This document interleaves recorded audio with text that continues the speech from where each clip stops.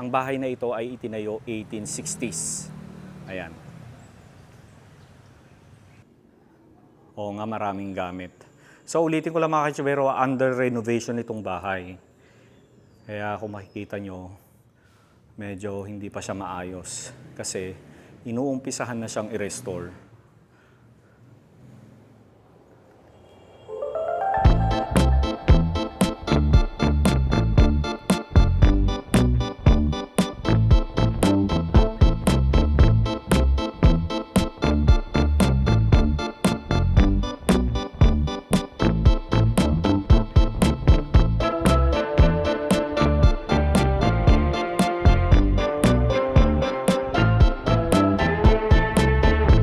Halika, pasok tayo sa loob ng simbahan.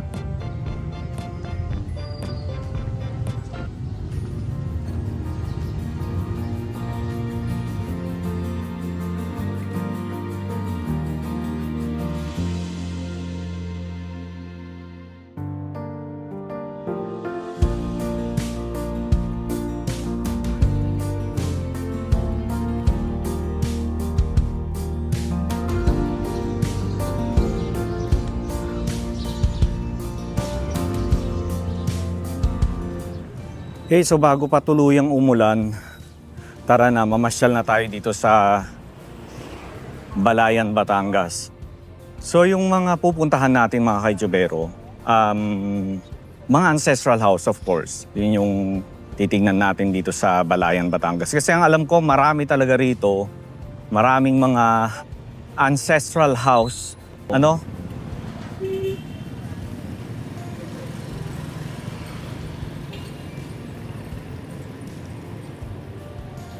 Ayan o, yung puting bahay na yan. So yun yung tinatawag nilang White House dito sa Balayan. Tapos ito yung lumang munisipyo ng Balayan.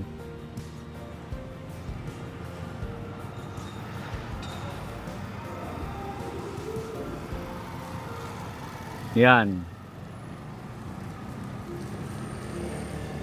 Okay? Kauna-unahang munisipyo ng Balayan, Batangas. Tapos ito yung bahay ng Martinez clan.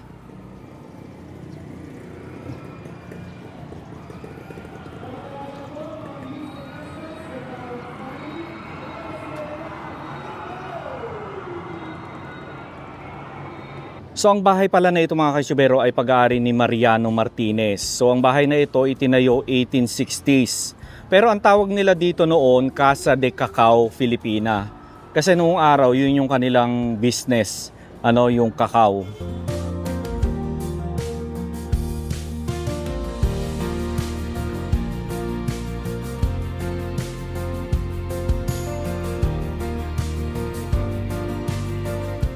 So pag-aari pa rin ito ng Martinez clan mga ka-Chubero. Hindi ito pag-aari ng local government ha.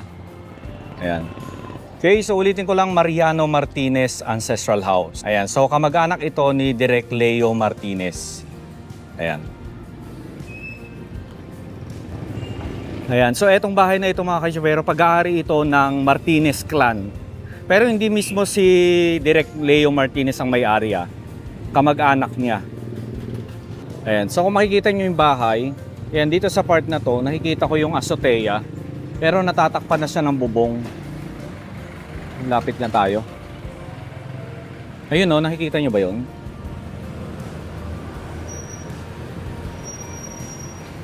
Grabe, ang ganda. Eto na naman ako sa ang ganda. Kasi wala na akong ibang masabi kundi maganda naman talaga. Diba?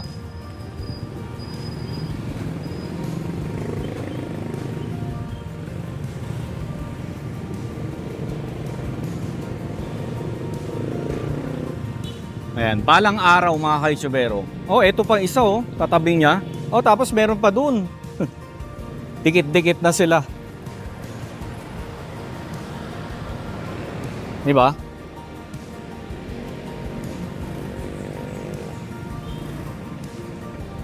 Ang ganda talaga na itong bahay na to. Ikot tayo sa likod.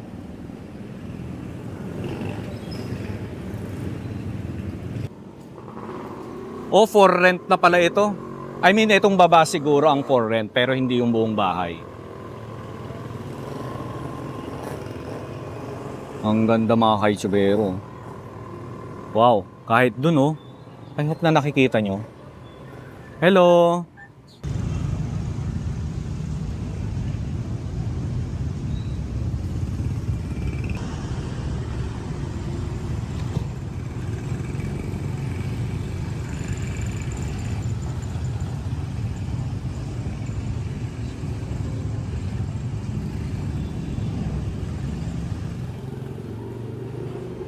Okay, tapos dito sa may tapat niya, ayan, meron ding lumang bahay, ancestral house. Pero ano na to, restored na mga kaitsubero.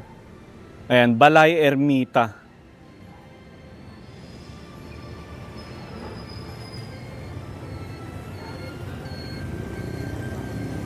Oh.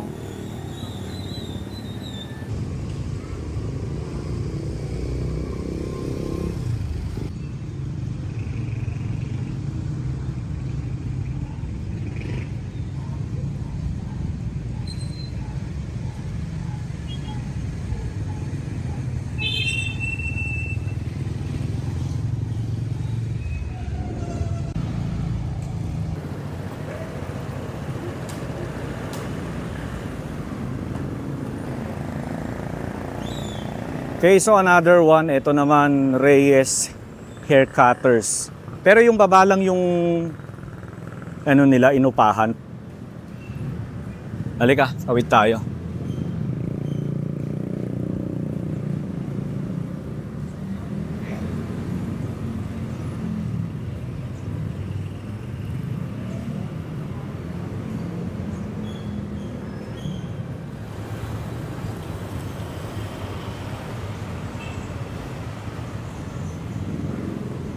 Grabe ito oh, mga kaitsubero. Oh. Sayang na iwan. Hindi na-restore. Parang yung bahay na pinuntahan natin sa ano, Balagtas. Yung Constantino Mansion. Diba?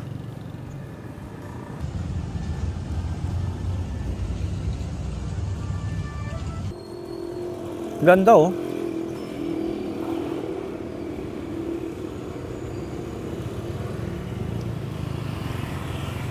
Diba, hindi pa siya ganun kasira. Hindi kagaya nung ibang mga napuntahan natin na talagang sirang-sira na. Eto, pwedeng-pwede pa siyang i-restore. Kung i-restore nila, ano?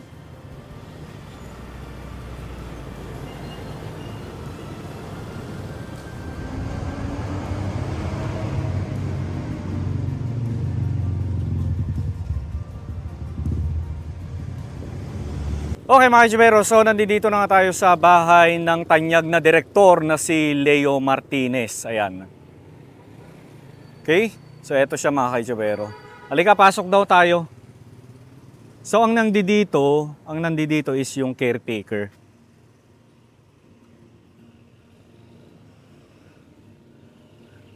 Ayan. So pagpasok mo, ito yung kanilang harapan.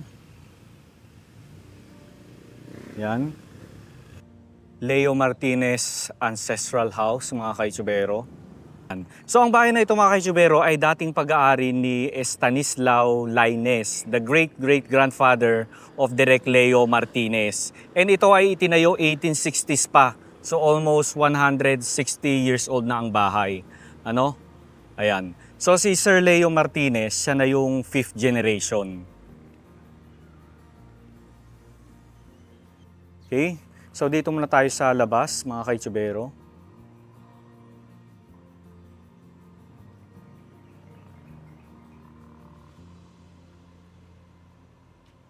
Ito mga galinera na ito eh, no?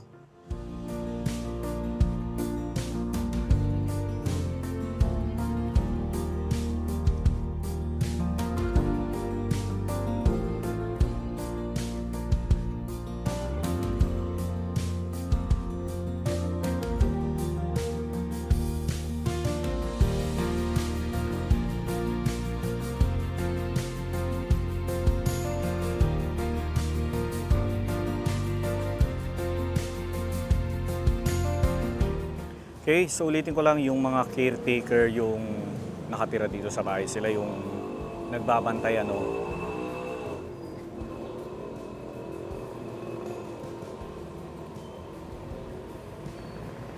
Ayan, kay Ma'am Dena. Ma'am Dena, thank you po ah. Ayan, pwede na po pumasok. Pwede na po. Hello po, sir. Hello po. Ma'am Dena, ilang taon na po kayo dito sa bahay? Mga 10 taon na rin po kayo nandito. Ah, okay po. Halika, pasok tayo. Pwede na raw tayong pumasok. So, balita ko, inaayos daw po yung bahay. Nire-restore siya, no? Ayan, so under renovation itong bahay mga kaitsubero. Kaya kung makikita nyo medyo hindi pa maayos. Oo, yan o. Sa ano yan eh? Sa tulo ng tubig, no?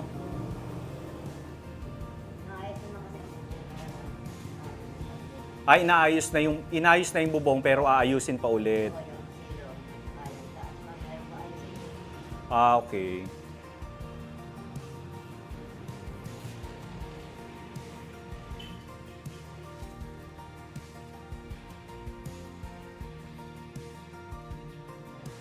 Ma'am Dena, sino po si Dr. Antero Martinez? Ah, ni Sir Leo? Ah, yan po yung tatay ni Sir Leo. Dr. Antero Martinez. Ah, doktor pala ang kanyang tatay.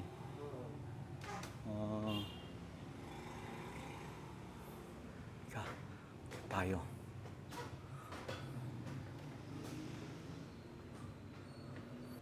Ah, dati nasa silong siya. Ah, galing po sa Maynila. Ito po yung tatay at nanay ni Sir Leo. Oo. Ah, pangalawang asawa ng tatay ni Sir Leo Martinez.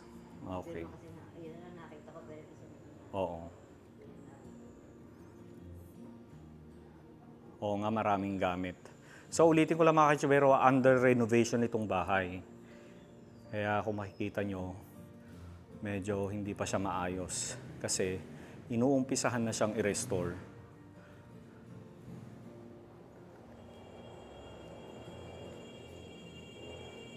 Ano, hindi na siya maaraw. So ito yung kitchen.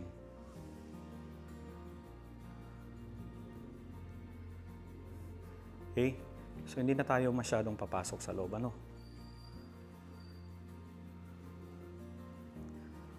Ma'am Dena, ano po ito? Kwarto ni Sir Leo, hindi naman. Ah, pero bukas siya, hindi. Sarado po siya. yung kami dati na ako nasa taas, tutulog din ako nakita. Oh. So imagine niyo mga kaitsubero, 1860s pa itong bahay. Kaya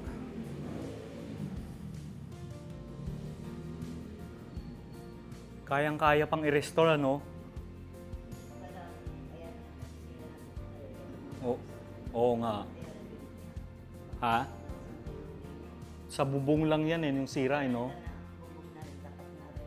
Oo, napalitan na. O pati mga alulod. Yan kasi yung pinaka-importante. Oo.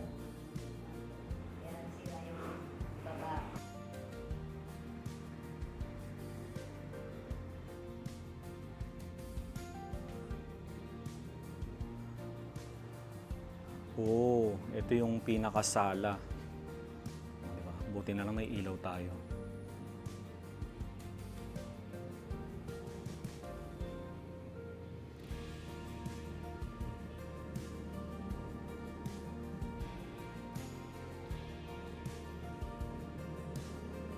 Buti dito walang tulo. Ah, meron pero konti lang. Diyan lang talaga no, sa may hagdan ano. Oo.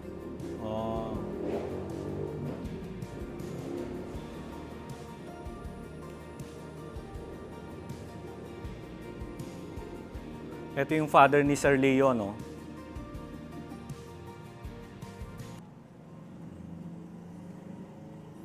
Mga pictures ng mga kamag-anak ni Sir Leo Martinez. o Direk Leo Martinez.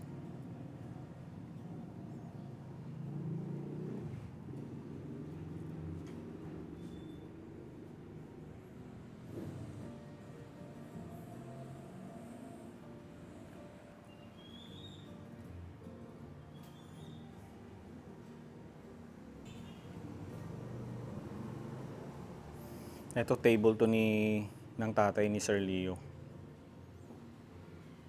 Yan.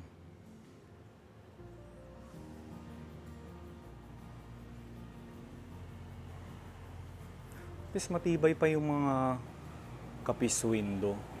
Pero kailangan lang siyang ayusin. Yan, matibay pa oh. Yan yung tigas ng ano, ng kahoy. Oh, sara natin yung pinto. I mean yung bintana. Ay, parang ayoko. Te, ikaw na lang magsara. Baka malaglag eh. Eto po bukas yan, hindi. Bukas. Pwede tayong magano? Okay, so dito tayo sa isang kwarto. Tulak lang daw natin.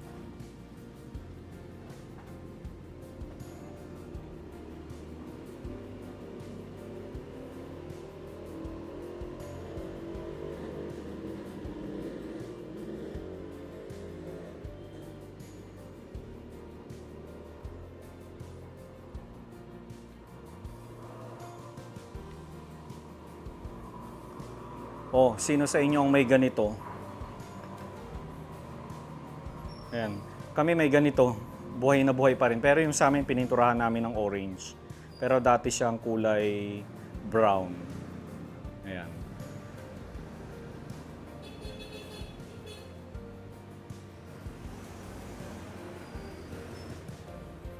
Okay, sara natin.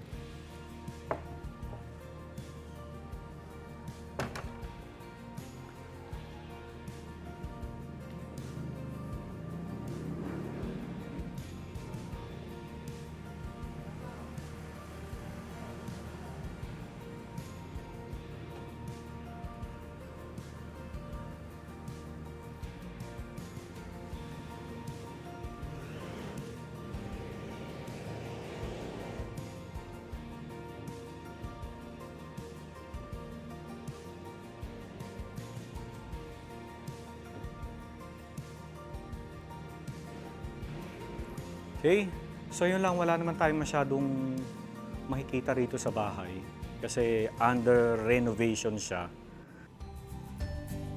Okay, palabas na tayo dito. Ma'am, thank you po ah. Thank you so much po. Dito muna tayo sa labas. Okay lang ba ako mag-stay muna dyan sa labas lang? Okay, so ulitin ko lang, under renovation itong bahay ang ancestral house ni Direk Leo Martinez.